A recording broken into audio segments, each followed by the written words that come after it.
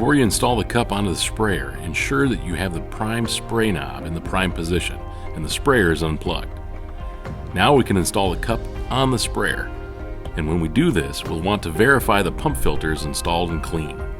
Align the vacuum valve on the cup lid with the prime spray knob on the sprayer.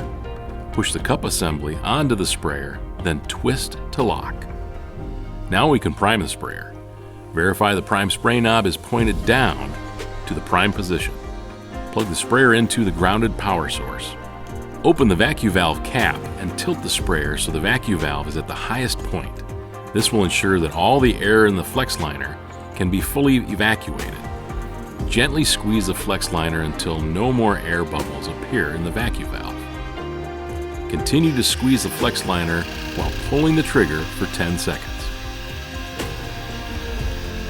When no more air bubbles appear, release the trigger and close the vacuum valve. Turn the prime spray knob forward to the spray position. Verify the spray tip is forward in the spray position. Point the sprayer into a waste bucket and trigger for 5 seconds to spray out all the storage fluid.